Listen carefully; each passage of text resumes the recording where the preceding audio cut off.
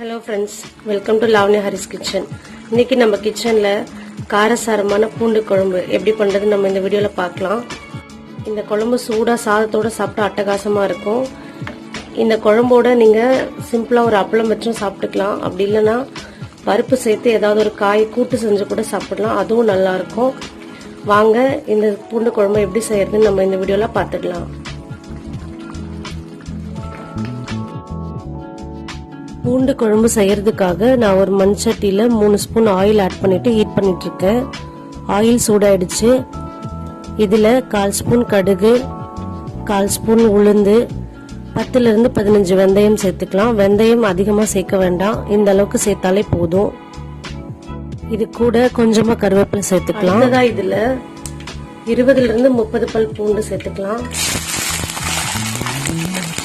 பூண்டு நல்லா செவந்து வர அளவுக்கு நம்ம நல்லா வதக்கிக்கலாம். பூண்டு குழம்பு மண் சட்டியில பண்ணும்போது டேஸ்ட் சூப்பரா இருக்கும். அதே மாதிரி நம்ம கடலெண்ணெய்க்கு பதில் நல்லெண்ணெய் சேர்த்து செஞ்சோம்னா இன்னும் சூப்பரா இருக்கும். பூண்டு இந்த அளவுக்கு நல்லா செவந்து வந்ததும் இதுல 2 பெரிய வெங்காயம் பொடியா கட் பண்ணி எடுத்து வச்சிருக்கேன், அதை சேர்த்துக்கலாம். வெங்காயமும் பூண்டும் சேர்ந்து நல்லா செவந்து வரணும், அது வரைக்கும் நம்ம இதை நல்லா வதக்கிக்கலாம். வெங்காயமும் பூண்டும் நல்லா வதங்கிடுச்சு. இப்ப இதுல ஒரு சின்ன தக்காளி சேர்த்துக்கிறேன். இதுல நம்ம புளித்தண்ணி நிறைய சேர்க்க போறோம், அதனால தக்காளி சின்னதா பார்த்து சேர்த்துக்கிட்டா நல்லா இருக்கும். இல்லைன்னா ஓவரா புளிப்பாயிடும் குழம்பு. அதுக்காக தக்காளியை சேர்த்துட்டு இதுக்கு தேவையான உப்பு சேர்த்துக்கோங்க. சேர்த்துட்டு தக்காளியை நல்லா வதக்கி விட்டுருங்க. ஒரு நிமிஷத்துக்கு வதக்கினா போதும். தக்காளியும் நல்லா வதங்கி வரணும்.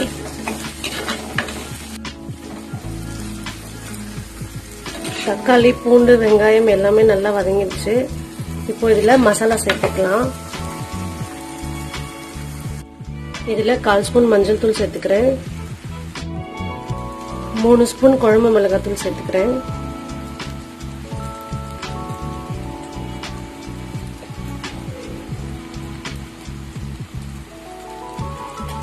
நீங்க குழம்பு மிளகாய் தூளுக்கு பதில் சாம்பார் தூள் சேர்த்துக்கலாம். இல்லைன்னா தனி மிளகாய் தூள், தனியா தூளும் சேர்த்துக்கலாம். உங்க காரத்துக்கு தகுந்த மாதிரி நீங்க சேர்த்துக்கோங்க.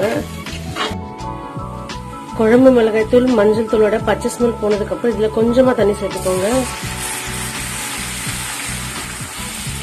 இந்த மசாலா கரையாத அளவுக்கு சேர்த்தா போதும், கொஞ்சமா சேர்த்துக்கோங்க.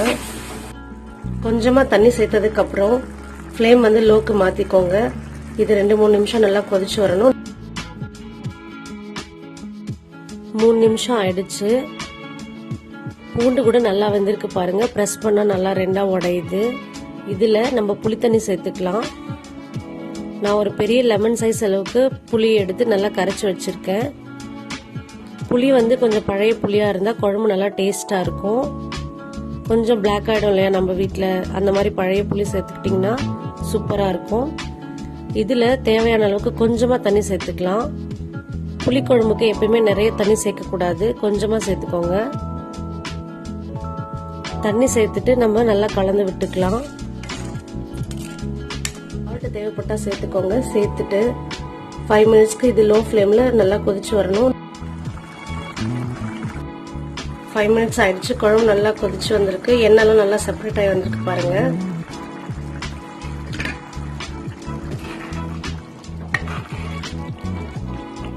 பூண்டு புளி குழம்பு ஓரளவுக்கு திக்கா தான் இருக்கணும், அப்பதான் நல்லா இருக்கும். ரொம்ப தண்ணியா இருக்கக்கூடாது.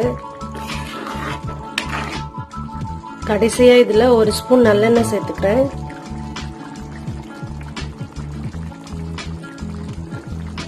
நல்லெண்ணெய் சேர்த்துட்டு நல்லா கலந்து விட்டுக்கோங்க. நல்லா மிக்ஸ் ஆகட்டும். அதோட பூண்டு குழம்பு நீங்க இந்த மாதிரி செய்யும் போது 2 நாளைக்கு கூட கெடவே கெடாது. டிராவல் ஏதாவது பண்ற மாதிரி பிளான் இருந்துச்சுன்னா இந்த குழம்பு தாராளமா செஞ்சு கொண்டு போகலாம். அதே மாதிரி இது செஞ்சுட்டு உடனே சாப்பிடுறத விட 4 ஹவர்ஸ் 3 ஹவர்ஸ் கழிச்சு சாப்பிட்டீங்கன்னா அதோட டேஸ்ட் சூப்பரா இருக்கும். இந்த பூண்டு குழம்போட கூட்டு, அப்பளம் இந்த மாதிரி எது வச்சு சாப்பிட்டாலும் சூப்பரா இருக்கும்.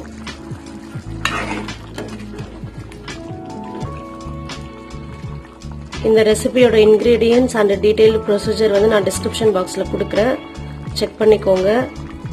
கூட்டு ரெசிபியும் நான் கொடுக்குறேன். புடலங்காய் கூட்டு ரெசிபி இருக்கு, அதையும் நான் கொடுக்குறேன், செக் பண்ணி பார்த்துக்கோங்க. இப்போ இந்த மாதிரி எண்ணெய்லாம் நல்லா பிரிஞ்சு சூப்பரா வந்திருக்கு பாருங்க. இதில் கொத்தமல்லி தழை சேர்த்துட்டு நல்லா கலந்து விட்டுடுறேன். அவ்வளோதான், நம்மளோட பூண்டு குழம்பு சூப்பராக தயாராகிடுச்சு. நீங்களும் இந்த மாதிரி ட்ரை பண்ணி பாருங்கள். ட்ரை பண்ணி பார்த்துட்டு உங்கள் கமெண்ட்ஸ் எனக்கு சொல்லுங்கள். தேங்க்யூ.